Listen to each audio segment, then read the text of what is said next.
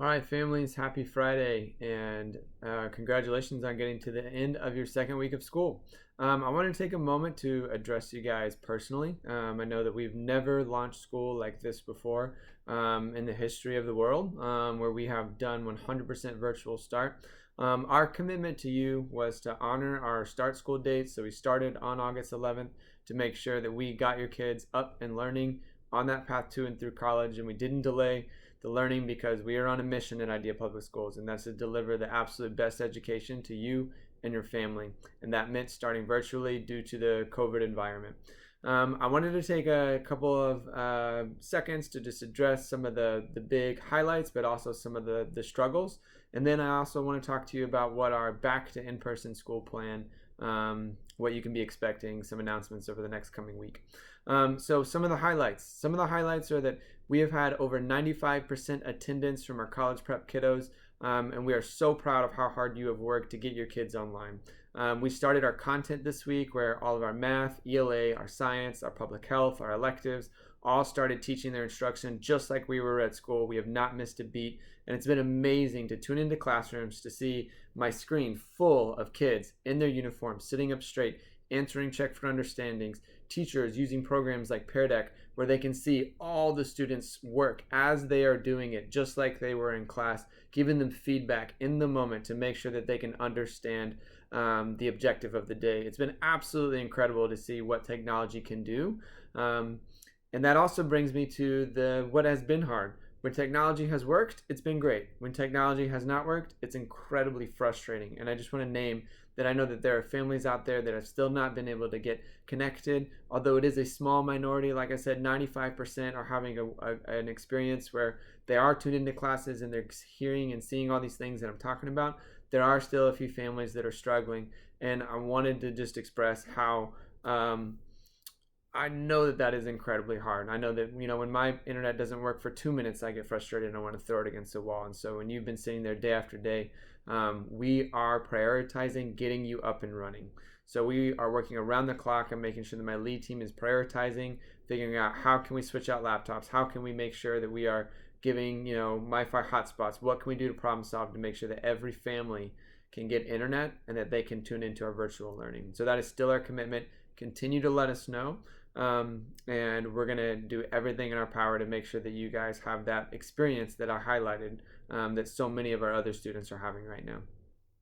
The other thing that I wanted to say is that our model right now is teaching instruction very much like we were in school. So 8:30 is the beginning of our math class, and then our electives go until the afternoon.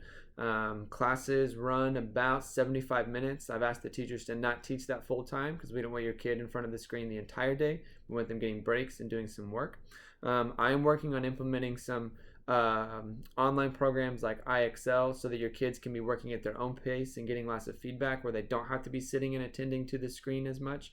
But it is important that your kid is attending every single class, and we're calling you guys. You guys know this. We're calling you just like we do in the school building if you're not there, and so we're going to make sure that you know that we are calling, and why we're calling is because if your kid misses that live class, then it's very likely they will not understand once they tune in the next day.